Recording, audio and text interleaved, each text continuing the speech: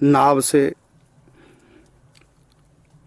और माता पिता से उपमा दी गई, किस प्रकार माता पिता की तरह संभालता है। और भगवान विष्णु से उपमा दी गई, किस प्रकार ये पालन करता है। सूर्य से उपमा दी गई राधा नाम की, किस प्रकार अज्ञान के अंधकार का नाश राधा नाम करता है। भगवान शिव से उपमा दी गई श्री राधा नाम की, किस प्रकार हमारे अंतःकरण में जो जगत की कामनाएं प्रकट हैं उनको किस प्रकार से निकाल करके हृदय को शुद्ध करता है। भगवान गणेश से श्री राधा नाम की महिमा उपमा दी गई, किस प्रकार गणेश की तरह भगवान श्री राधा रानी का नाम विघ्नों का हरण करता है, बुद्धि को प्रदान करता है। माता श्री भगवती से श्री राधा नाम की उपमा दी गई, किस प्रकार से कलयुग रूपी महिषासुर का दल सहित संहार करता है प्रभु का नाम राधा नाम। इसी प्रकार ब्रह्मा जी से उपमा दी गई है श्री राधा नाम की, किस प्रकार से हमारे अंतःकरण में ब्रह्मा जी की तरह दिव्य वृंदावन का सृजन करता है, हमको सखी भाव प्रदान करता है। हनुमान जी से तुलना की कि किस प्रकार अहंकार रूपी लंका का नाश करता है श्री राधा नाम। इसी प्रकार विराट रूप से उपमा दी गई, किस प्रकार से विराट रूप की तरह ये प्रेम राधा नाम से प्रकट प्रेम इस संपूर्ण सृष्टि को धारण करता है। आदि गुरु से उपमा दी गई, गुरु से उपमा दी गई, संतों से उपमा दी गई और अंत में ध्रुव तारे से उपमा दी गई। तो प्रथम अध्याय के 10 मन के, दूसरे अध्याय के 20 मन के, आज तीसरा अध्याय प्रारंभ होने जा रहा है जिसका नाम है अवतार सुख। इसमें भगवान के 24 अवतारों की उपमा दी गई है श्री राधा नाम से। किस प्रकार राधा नाम 24 अवतारों की तरह से जीव के लिए कल्याणकारी सिद्ध होता है। तो आज 31 नंबर मन का है, तृतीय अध्याय, इसका नाम है अवतार सुख। तो 31 नंबर ये मन का है। राधा नाम हंस भगवाना, देत पंथ रस भक्ति प्रधान। यह निम्बार्क संप्रदाय जहाँ से प्रारंभ हुआ। भगवान के 24 अवतारों में एक अवतार है हंस अवतार। और कौन है हंस भगवान? कलात्मानम निकुंजस्थम गुरु रूपम सदा भजे। कलात्मानम निकुंजस्थम, निकुंज में स्थित प्रिया प्रीतम, वही हंस भगवान के रूप में अवतार लेते हैं। लिखा है महावाणी जी में कि कलात्मानम निकुंजस्थम गुरु रूपम सदा भजे। तो यहाँ कला कहा है, हंस भगवान का नाम नहीं लिया। तो मैं एक दिन बता चुका हूँ, आप सब लोगों को याद होगा कि नहीं होगा, कि महावाणी जी में, महावाणी जी एक ऐसा ग्रंथ है क्योंकि इसको कहा गया है कि निज घर श्यामा श्याम, अर्थात ये निकुंज है और निकुंज में पुरुष का प्रवेश वर्जित है। कृष्ण के सिवा कोई दूसरा प्रवेश, दूसरे रूप में भगवान का भी प्रवेश नहीं है कृष्ण रूप के अलावा। नारायण भी वही है, महाविष्णु वही है, सब कुछ वही है श्री कृष्ण, लेकिन श्री कृष्ण रूप से ही निकुंज में है, महाविष्णु रूप से नहीं। और कोई कई लोग कहते हैं कि महाविष्णु का भी जब प्रवेश नहीं, साधारण का क्या प्रवेश होगा? शंकर जी का प्रवेश नहीं, सनकादिकों का प्रवेश नहीं, नारद जी का प्रवेश नहीं, साधारण व्यक्ति कैसे प्रवेश करे? तो गलत कहते हैं जो ऐसा बोलते हैं। कौन कहता है महाविष्णु का प्रवेश नहीं है? तो श्री कृष्ण कौन है? कौन कहता नारद जी का प्रवेश नहीं? तो वहाँ मुग्धा सखी कौन है? कौन कहता सुदर्शन चक्र का प्रवेश नहीं? तो वहां पर रंग देवी कौन है? कौन कहता शंकर जी का प्रवेश नहीं? तो वहां सखी रूप शंकर जी का है। वशिष्ठ जी का प्रवेश है, हनुमान जी का प्रवेश है चारुशीला सखी के रूप में जी, सबका प्रवेश है। हाँ, कहना तो ये चाहिए कि इस रूप से प्रवेश नहीं, वो तो तुम्हारे गुरुओं का प्रवेश नहीं, औरों को छोड़ो। ठीक बात है। क्या गुरु, कोई गुरु जा सकता है निकुंज में? कोई कह सकता हमारे आचार्य मिलेंगे निकुंज में? उनका आचार्यों को भी प्रवेश नहीं। इस हिसाब से तो अगर उनकी वही भाषा हम करें तो वहाँ पुरुष कैसे चला जाएगा? आचार्य, आचार्य तो पुरुष है। अब इसका अर्थ ये थोड़ी कि आचार्य नहीं जा सकता, इसका अर्थ है कि उनका सखी रूप वहाँ है। और सखी रूप से कहना तो ये चाहिए कि ये सब जाते हैं निकुंज में, लेकिन सखी स्वरूप से। और हम सीधा सीधा कह देते हैं नारद जी का प्रवेश नहीं, फलाने का प्रवेश नहीं, फलाने का प्रवेश नहीं। कौन कहता प्रवेश नहीं? तो किसने कह दिया? फिर तो तुम्हारे गुरुओं का भी प्रवेश नहीं वहाँ। अगर यही भाषा परिभाषा दोगे तो नो एंट्री की, तब तो तुम्हारे गुरुओं की भी एंट्री नहीं। तुम्हारे गुरु भी तो पुरुष हैं, वहाँ तो कृष्ण के सिवा कोई पुरुष जाता नहीं। तो इसका अर्थ है कि सब जाएंगे भाई निकुंज में, सब जाते हैं। सारे अवतार निकुंज में हैं। किस रूप में? श्री कृष्ण के रूप में। कौन सा अवतार है जो निकुंज में नहीं? सारे अवतार निकुंज में। श्री कृष्ण में सारे अवतार है, महावाणी जी में लिखा हुआ है, पढ़िए महावाणी जी। सब अवतारों के अवतारी श्री कृष्ण, उन्हीं से सब अवतार। केत लेत अवतार, महावाणी जी में लिखा है। तो उन अवतारों का प्रवेश इसका अर्थ नहीं, प्रवेश उसका अर्थ है कि उस रूप में प्रवेश नहीं है।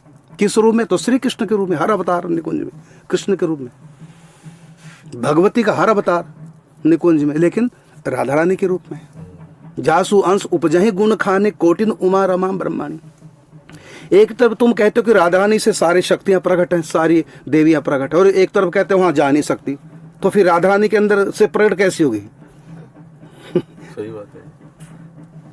एक तरफ कहते किसी का प्रवेश नहीं है, एक तरफ ये बोल रहे हो किसी देवी देवता का प्रवेश नहीं, और दूसरी तरफ ये कहते कि हमारी राधा रानी से सारी शक्तियां प्रकट हैं, अमुक शक्ति दुर्गा ये वो, पर ये भी बोल देते हैं।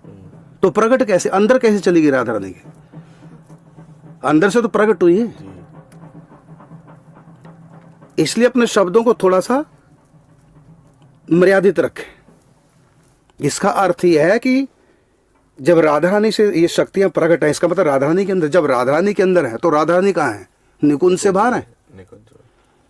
हर देवी देवता सबका प्रवेश है, लेकिन किस रूप में है?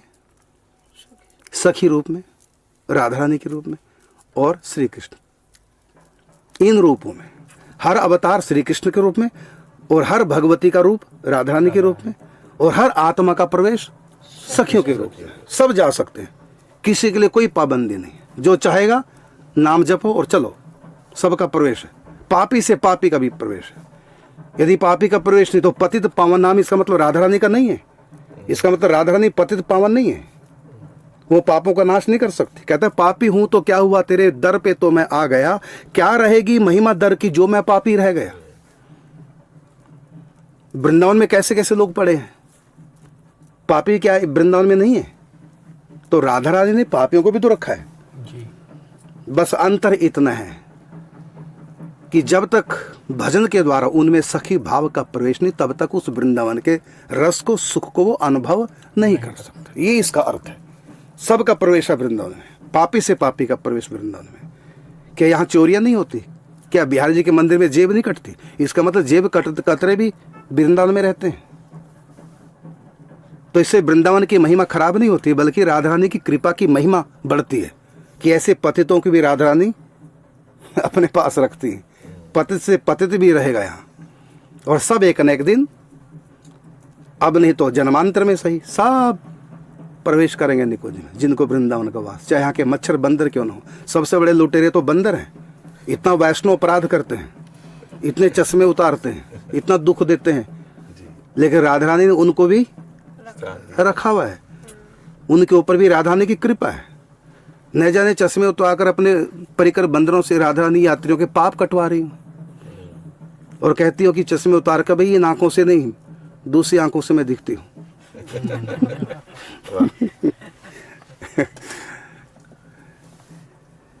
तो इसका उत्तर है कि भगवान का हर अवतार निकुंज में। यदि नहीं है तो फिर उनसे केतक केत लेत अवतार तो खत्म होगी बात।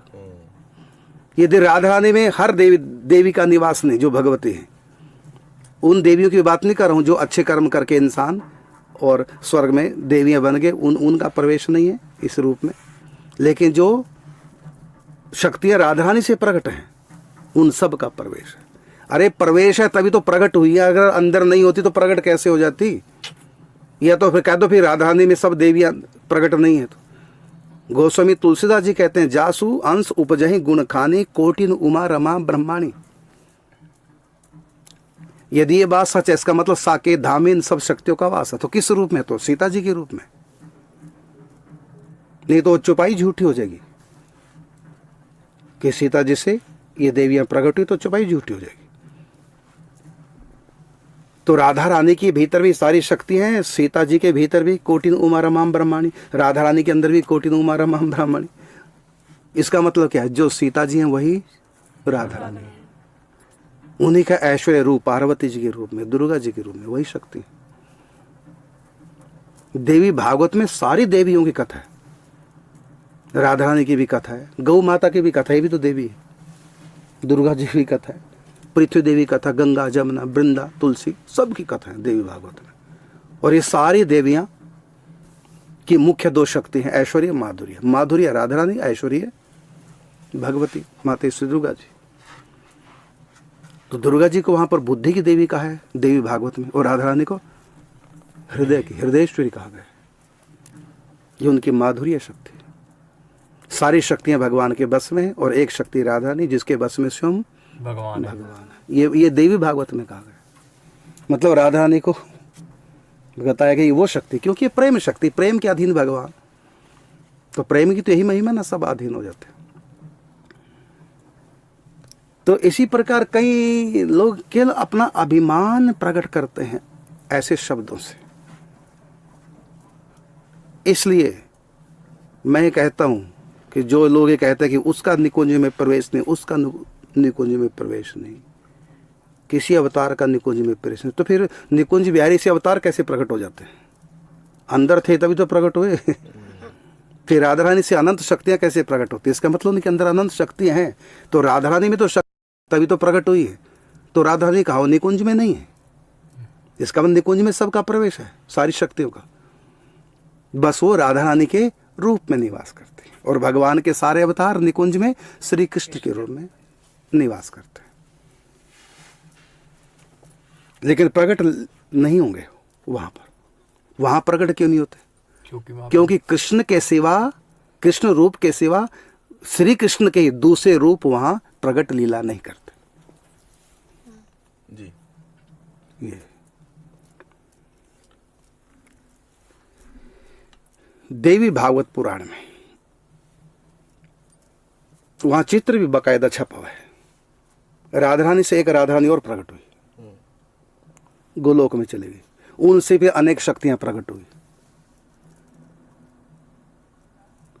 क्योंकि निकुंज से अगर और शक्तियां प्रकट हुई तो निकुंज में ऐश्वर्य का प्रवेश नहीं, श्री कृष्ण के और अवतार ऐश्वर्य परक है, उनका भी प्रकट नहीं हो सकते। तो क्या करते हैं, वही श्री कृष्ण एक रूप और बना लेते हैं गोलोक धाम में, वही राधा रानी एक रूप और बना लेती है गोलोक धाम में, इसलिए उनसे फिर सारी शक्तियां प्रकट हैं।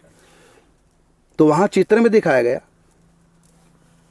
बीच में राधा रानी है, एक तरफ फिर दूसरी राधा रानी, और एक तरफ भगवती दुर्गा जी, ऐसा चित्र में दिखाया गया।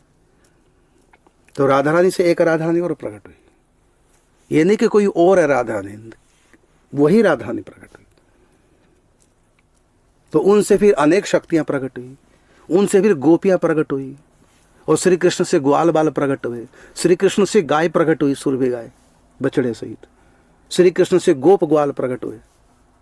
ये ब्रह्म वैवर्त पुराण की कथा है। इसका मतलब सब श्री कृष्ण के अंदर थे तभी तो प्रकट हुए, और श्री कृष्ण कहाँ? तो निकुंज में है। तो निकुंज में जो श्री कृष्ण, उनके अंदर सब कुछ है कि नहीं? तो जब निकुंज बिहारी श्री कृष्ण के अंदर सब कुछ है और वो श्री कृष्ण निकुंज में, इसका मतलब सबका प्रवेश है निकुंज में। बस अंतर है, जो भगवदीय शक्ति है माने भगवत अवतार, वो भगवान श्री कृष्ण के भीतर बाहर प्रकट निकुंज में नहीं लीला कर सकते, क्योंकि वहां पर रस की लीला है, और अवतारों में रस की लीला नहीं होती। और राधा रानी में जो शक्ति है वो ऐश्वर्य शक्ति है उनमें अनेक, तो वो सारी शक्तियां वहां नहीं प्रकट होती निकुंज में, क्योंकि वहां पर ऐश्वर्य लीला नहीं चलेगी, इसलिए वो गोलोक धाम, साकेत धाम और लोकों में प्रकट हो जाती। इसलिए जो राधा रानी है वही सीता जी हैं। इतना भी अंतर नहीं कि लीला करने के लिए अंतर है, सिर्फ कहीं मर्यादा की लीला हो रही है सीताराम जी के रूप में, कहीं शक्ति की लीला हो रही है दुर्गा जी के रूप में, कहीं माते श्री काली के रूप में लीला हो रही है संहार कारिणी शक्ति के रूप में। वही तो शक्ति राधा रानी हमारी है अनेक रूपों में। लेकिन हम जिन राधा रानी की उपासना करते हैं वो भी वही है, लेकिन माधुर्य लीला करने वाली, जहाँ शुद्ध माधुर्य लीला होती है निकुंज में, वहाँ ऐश्वर्य का प्रवेश नहीं। इसलिए तो हमारे यहाँ निमार संप्रदाय में राधा रानी श्री कृष्ण को क्या कहा, श्री राधा सर्वेश्वर, सबके ईश्वर है ये, लेकिन ऐश्वर्य लीला होंगी नहीं वहाँ। इसलिए इनका ईश्वरपना अनेक रूपों में प्रकट है, निकुंज से बाहर, गोलोक बिहारी के रूप में, साकेत बिहारी के रूप में, और वैकुंठ में वैकुंठाधिपति भगवान नारायण के रूप में, इन्हीं का तो सब है। तो महावाणी जी में सब बातें लिखी है, जिससे कि लोगों में कट्टरवाद होके कहीं सनातन धर्म परस्पर न लड़ने झगड़ने लग जाए, इसलिए बता दिया। और साथ में भी कह दिया कि निज घर श्यामा श्याम, ये जो वृंदावन की लीला है, यहाँ पर इन अवतारों का प्रवेश नहीं है। लीला का मतलब लीला का प्रवेश नहीं, अवतार तो श्री कृष्ण के रूप में ही है, लेकिन ऐश्वर्य लीला निकुंज में नहीं होगी, शुद्ध माधुर्य लीला होगी। और महाराज जी आपने भी बताया कि श्री महावाणी जी में सब आचार्यों की वंदना की, लेकिन कहीं भी पुरुष रूप में कहीं भी नाम नहीं। हाँ, उसी की व्याख्या चल रही, मैं वहीं आ रहा हूँ। जी। अब यहाँ पर निकुंज में देखो, वही बात मैं बता रहा हूँ कि यहाँ पर महावाणी जी में पुरुष का नाम आता नहीं, क्योंकि कहा गया कि महावाणी जी क्या है, निज घर श्यामा श्याम, और श्री कृष्ण के सिवा दूसरा पुरुष यहाँ नहीं, तो नाम भी नहीं होगा दूसरे पुरुष का, क्योंकि निकुंज में पुरुष का, श्री कृष्ण के सिवा दूसरे पुरुष का नाम का भी प्रवेश नहीं है। तो वहां पर क्या दिया, अब यहाँ अपने से पहले जो 35 आचार्य हुए, उन सब के नामों की वंदना करनी महावाणी में। अब वो तो सब पुरुष रूप में है, अब उनकी वंदना कैसे करें? तो महावाणी जी में फिर वंदना पुरुषों के रूप की ना करके उनका जो निकुंज में सखी स्वरूप है उसकी वंदना की।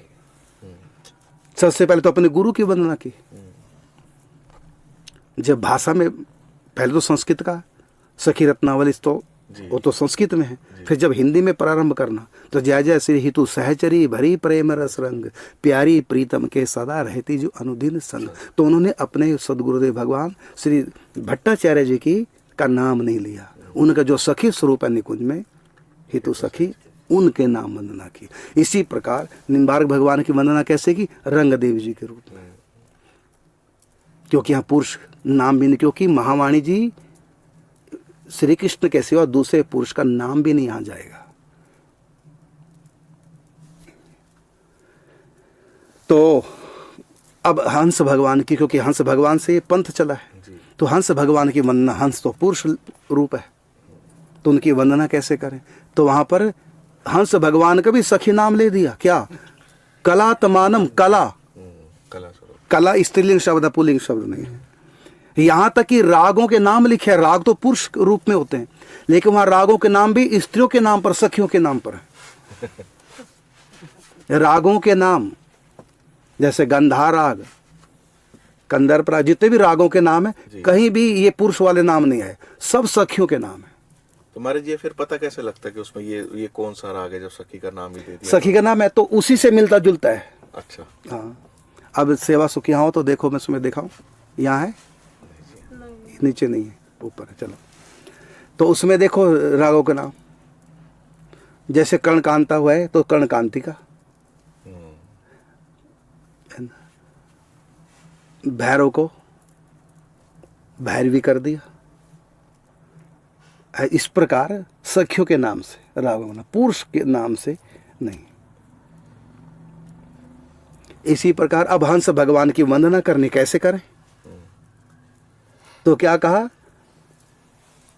कलात्मानम, कला आत्मानम, आत्मा का मतलब स्वयं, कहते हैं आत्मा का मतलब होता है मैं, स्वयं आत्मा, आत्म रूप मतलब अपना रूप। तो कलात्मान, आत्मा का मतलब, आत्मा का मतलब राधा कृष्ण दोनों किस रूप में आए? कहता है कलात्मन निकुंजस्थम, कहता जो निकुंज में स्थित है,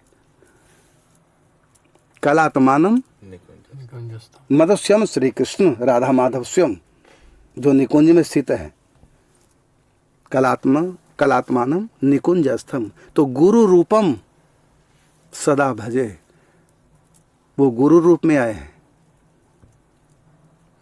तो उनकी कला, तो कला है स्त्रीलिंग, पुल्लिंग नहीं है। अवतार शब्द लिख देते, अवतार लेके नहीं, अवतार भी पुरुष लिंग है।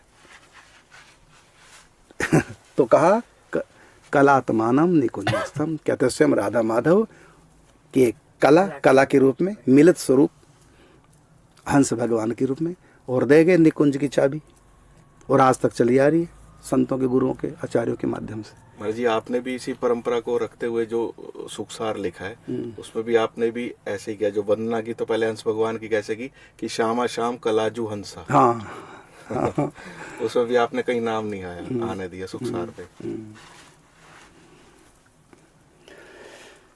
अच्छा, एक बार और आप लोगों ने ध्यान नहीं दिया, जब मैंने वंदना की सुखसार ग्रंथ में तो वहाँ करुणदास की छाप लगाई, और लास्ट वाला पद में भी करुणदास की छाप, और बीच में जितने पद है उसमें कुंद प्रिया की छाप लगाई। उसका कारण क्या रहस्य समझे? या तो सारे पदों में करुणदास की छाप लगती कवि की, तो पहले और अंतिम पदों में तो करुणदास की छाप, और बाकी बीच में सब जगह कुंद प्रिया की छाप। इसका रहस्य क्या है? क्या रहस्य इसका?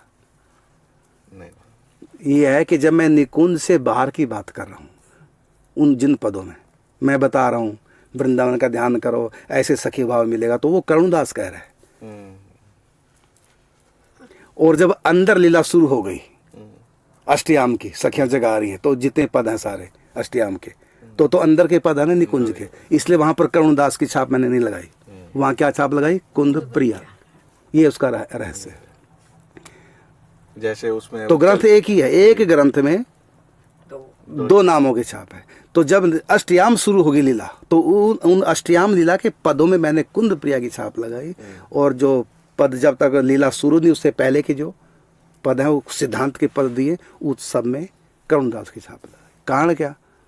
क्योंकि भीतर कुंद प्रिया, वहाँ करुणदास कैसे पहुँचेगा? वहाँ तो करुणदास का प्रवेश, उसकी छाया भी करुणदास की छू नहीं सकती, निकुंज की बाउंड्री को भी नहीं छू सकती, वहाँ पुरुष प्रवेश वर्जित है। तो वहाँ कुंद प्रिया सखी के रूप में, मतलब सखी स्वरूप में। हनुमान जी भी जाएंगे चारुशीला सखी के रूप में, है ना? वहाँ 108 कुटियों में हनुमान जी की स्थापना चारुशीला सखी के रूप में। वो भी हनुमान जी जबरदस्ती आए। हाँ, हमने तो मना किया था उनको, जो स्थापना, भाई नहीं, हमारे यहाँ तो निकुंज की उपासना है और यहाँ अष्ट सखी हैं, इन्हीं की सेवा हमारे लिए बड़ा समय लगता है, श्रृंगार बदले में कई घंटे लग जाते हैं। तो और यहाँ तो फिर सारी सखी हैं प्रिया प्रीतम की, तो इसलिए हनुमान जी की स्थापना इस परिसर में तो नहीं कर सकते। ये तो निकुंज का हमारा परिसर है, लेकिन नहीं जी, ये हमको प्रेरणा हुई है। बल्कि समय पर भी टालने का प्रयास किया कि कुछ समय बात करेंगे, हाँ, स्थान बना ले, कुछ कर ले, लेकिन विग्रह भी ले आए, तब भी हमने मना किया कि भाई ये निकुंज का परिसर है, इसमें सखियों का प्रवेश है, तो इसमें नहीं। लेकिन जब हम समझ गए कि ये तो हनुमान जी जबरदस्ती आ रहे हैं, तो इसका मतलब कोई खेल है भगवान का, टालना ठीक नहीं। हमने स्वीकृति दे दी, लेकिन उससे पहले हनुमान जी से कहा, हम समझ गए आप यहाँ सखी स्वरूप में आना चाह रहे हैं, क्योंकि हमारे द्वादश शिक्षा गुरुओं में हमारे हैं श्री सरकार जी, उनके यहाँ पर हनुमान जी हैं चारुशीला सखी के रूप में, वो हमारे गुरु जी। तो हमने कहा ठीक है, सरकार जी की गुरुओं की कृपा हुई है, तो हनुमान जी आप हमारे यहाँ फिर अब सखी के रूप में विराज हो। नाम रख दिया गया, नाम तो पहले से है चारुशीला सखी। अब तुरंत मैंने स्वयं उनका विषय करा के स्थापना जब की, तो लहंगा चुंदरी नथ वगैरह सब, और हनुमान जी विराजमान हो गए। अब तो हनुमान जी कहाँ, तो चारुशीला सखी, तो हनुमान जी भी मतलब कुंज में प्रवेश करेंगे, लेकिन किस स्वरूप में? सखी स्वरूप में। तो इसलिए हमारे यहाँ पर जबकि ग्रंथ है हमारा श्री हरिव्यास यशामृत, उसमें इतना गुरुनिष्ठ थे वो, क्योंकि लीला ऐसी वहाँ हुई है। उन्होंने श्री हरिव्यास जी का ध्यान किया, हरिव्यास जी का नाम जप किया, उससे हरिव्यास जी के दर्शन भी हो गए, और सखी भाव की, रूप सखी की भाव की प्राप्ति होगी, निकुंज के दर्शन हो गए, राधा नाम बिना जप किए। तो उनकी निष्ठा बन गई कि हरिव्यास जपने से मुझको सखी भाव की प्राप्ति, निकुंज की प्राप्ति। तो उन्होंने ग्रंथ लिख दिया कि हरिव्यास नाम में वो पावर है, इसका जपते जपते निकुंज की प्राप्ति हो जाएगी। पूरा ग्रंथ मैंने पढ़ा, अब भी है मेरे पास रखा। लेकिन हमारा निम्बार्क संप्रदाय, जबकि निम्बार्क संप्रदाय ग्रंथ है, लेकिन निम्बार्क संप्रदाय में उस ग्रंथ को उतनी मान्यता नहीं मिली, सब राधा नाम या युगल महामंत्र। और एक ये भी भाव है, क्योंकि महावाणी जी के अंदर पुरुष का नाम ही नहीं आया, अपने गुरुओं तक का नाम नहीं लिया, उनका सखी स्वरूप का नाम लिया। तो श्री हरिव्यास तो फिर पुरुष का नाम है, तो हम स्वयं हरि व्यास जी ने अपना नाम नहीं लिखा, हरि प्रिया करके अपना सखी स्वरूप की छाप दी है। तो जो स्वयं अपना नाम नहीं लिख रहे हैं पूर्ण स्वरूप में, वो अपना सखी स्वरूप का नाम छाप में लिख रहे हैं हर पद के अंत में, हरि प्रिया हरि प्रिया। तो फिर हम क्यों हरि व्यास जाप करें, ऐसा भाव आया। तो आज्ञा क्या उनकी आज्ञा राधे कृष्ण सेवा सुख में ही उन्होंने मंत्र दिया, राधे कृष्ण कृष्ण कृष्ण राधे राधे, राधे श्याम श्याम श्याम राधे राधे। तो करने लग गए। तो राधा नाम कहाँ से आया?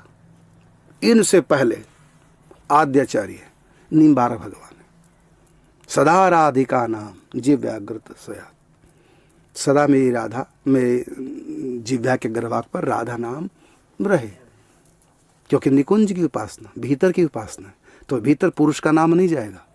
इसलिए हमारे यहाँ ग्रंथ है, तब भी उस ग्रंथ के अनुसार कोई श्री हरिव्यास हरिव्यास नहीं कहते, राधा नाम या युगल नाम। तो आज तक वो परंपरा चल रही है। इसलिए यहाँ पर कहा कि निकुंजस्थम गुरु रूपम सदा भजे, कलात्मानम निकुंजस्थम। तो हंस भगवान का जहाँ से निम्बार्क संप्रदाय चला, भागवत जी का एकादश स्कंद में कथा, स्वयं श्री कृष्ण इस अवतार की कथा सुना रहे हैं उद्धव जी को, अपने हंस अवतार की, कि मैंने हंस अवतार धारण किया। उस समय सनकादि के मेरे शिष्य हुए, उनको मैंने ये ज्ञान दिया। तो उद्धव को जिस ज्ञान की आवश्यकता थी, उस ज्ञान का उतना अंश उद्धव को सुनाया, पूरी बात नहीं उद्धव को दी, क्योंकि निकुंज की उपासना उद्धव को नहीं दी। तो निकुंज की उपासना किसको दी है? सनकादि को ने, नारद जी को। तो राधा नाम हंस भगवाना देत पंथ रस भक्ति प्रधाना। तो 24 अवतारों में राधा नाम हंस भगवान, राधा नाम हंस अवतार की तरह है। जैसे हंस अवतार ने क्या किया? देत पंथ रस, रस का मतलब निकुंज, निकुंज की उपासना रसोपासना कहलाती है। भक्ति प्रधान, रस भक्ति प्रधान, रस भक्ति का मतलब यहाँ सीधा सीधा राधा रानी की भक्ति। रसिक होते हैं राधा रानी के भक्त, केवल श्री कृष्ण के भक्त प्रेमी, राधा रानी के भक्त रसिक कहलाते हैं। तो जिस प्रकार रस भक्ति प्रधान अर्थात राधा रानी की भक्ति की प्रधानता लेकर के पंथ प्रकट किया है हंस भगवान ने, तो राधा नाम भी यही करेगा। क्या करेगा? कि राधा राधा राधा जप करते रहे, अपने आप ही हमारे भीतर पराभक्ति प्रदायनी करी कृपा करुणा निधि प्रिय। राधा नाम और राधा रानी की कृपा से अपने आप ही पराभक्ति हमारे अंतःकरण में प्रकट हो जाएगी।